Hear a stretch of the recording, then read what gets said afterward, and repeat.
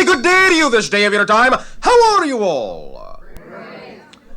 We would like to begin this interaction this day of your time with a discussion on the imagination. It is something that all of you have, but perhaps many of you have not allowed yourselves to really utilize since you were children. Sometimes when you on your planet are raised in the paradigms and structures of society that you have created for yourselves, your imaginations over time as you move into physical adulthood become a little bit, shall we say, rusty.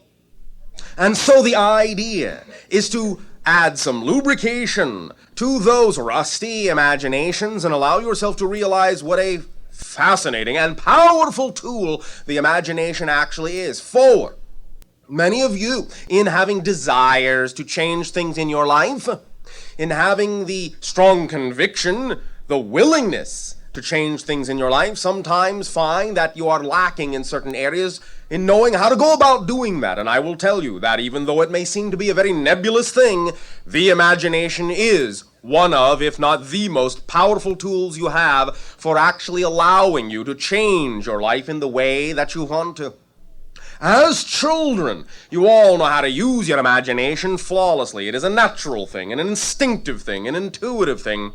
But very often you are drummed out of the habit of using your imagination by the things that you are taught in your society, such as, oh, do grow up. Oh, stop daydreaming. Oh, that'll never happen. Oh, don't be silly. Oh, don't be ridiculous. Oh, be an adult. Oh, please. All these excuses, all these ideas of confirmation, making you fit the mold, sometimes has a tendency to dull the imagination, and therefore you find yourself in certain circumstances and find that there is no way out because you have forgotten the magic doorway through your imagination. As children, you all know how to use it, and you do it flawlessly, instinctively, as we said, and you will find that if you stop and think about it a moment and remember back to your childhood, or just take a glance at any child on your planet who is playing, you will see that when they are imagining themselves to be something, they are not really pretending. They are that thing. In thought, word, and deed, and all their actions with total conviction, they see the picture of what it is they believe themselves to be, and in that moment, vibrationally, they really are that thing. Now, if your society were actually structured in such a manner as to actually allow children to take advantage of their imagination at an earlier age than you allow them to do, you would find that many members of your society would be able to actually go into many different kinds of disciplines and callings and projects and careers far, far, far earlier than you allow them to do right now, because they really do have the capacity to do so much earlier than you think that they do.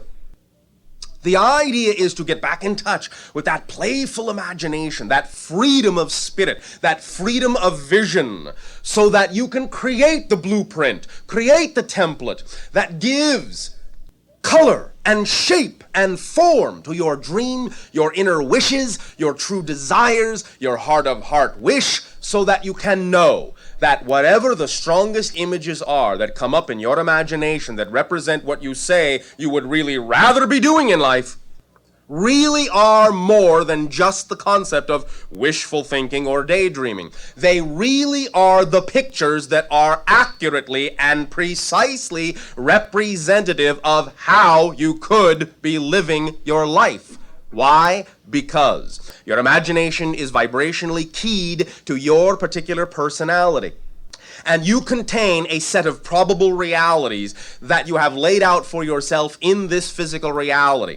And your imagination is like the library of all the things that are achievable by you. And the things that contain the highest energy, the most passion, the most excitement, and the most creativity, the most vivid images that come into your imagination with regard to the things you could be doing in life are the images that are most representative of the things you actually could more easily achieve in life than the things you're doing that you don't enjoy. But when you have taken it upon yourself to include all sorts of belief systems that say your imagination is nothing, it's not real, this is reality, grow up, then you short-circuit your ability to use your imagination as an actual template, as an actual blueprint that very precisely defines in pictorial form the kind of life you actually could be living, and shows you,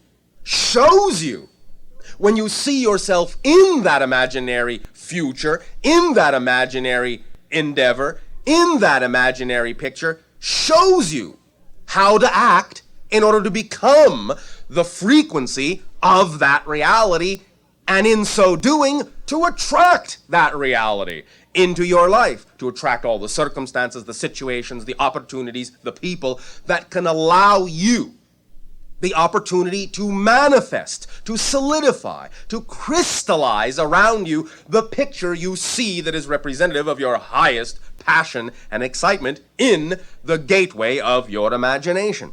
This is what your imagination is for, to show you who you really are, what you really can achieve, what is really capable of happening in your life. You must allow yourself to remove the blocks, the chains, the straitjackets you have placed upon your imaginations by diminishing it, labeling it as something less than your intellect, that it isn't necessarily a product of the real world, that it isn't possible for you to achieve what you see in your dream of dreams, your vision of vision, your heart of hearts. You must allow yourself to drop these limiting definitions of your imagination, because when you do, I guarantee 100% you will discover that everything you can picture for yourself that is representative of your highest passion is absolutely achievable by you in very effortless and joyful ways.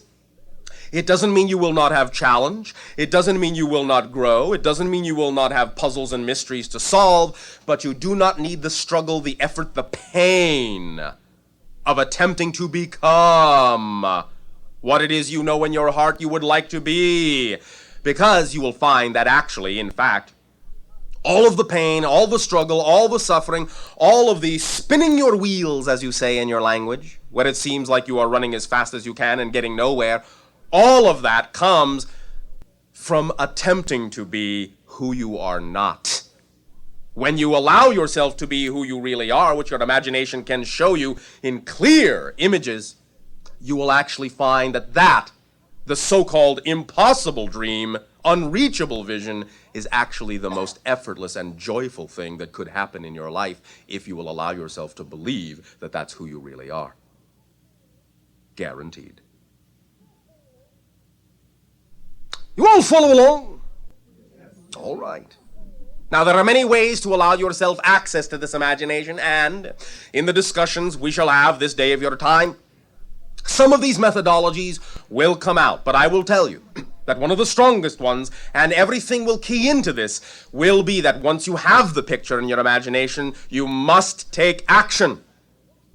In every way, shape, or form, as close in proximation as you can to the images you see in that vision, in your imagination. You must act like the you in that dream as closely as you can in order to create the vibration that will attract the elements of that reality and allow them to manifest.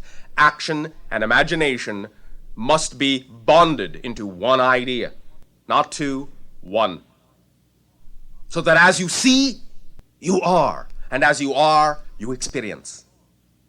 That is how reality is created by you. You take actions that create a vibration that attract the opportunities representative of that frequency. When you are operating on a certain frequency, you can only get, this is simple physics, you can only get the reality representative of that frequency. When you are operating on a frequency that is not representative of the reality you want, there is no way for you to get that reality. Simply by definition. Let this be a simple principle that has profound impact in your life. And you will understand that it will take very little to make all the difference in your world if you are but willing to act on the imagination you are capable of conjuring within you. Now, in return, once again, for your willingness to allow us to experience the gift of your consciousness, I ask you, in what way may we be of service to you?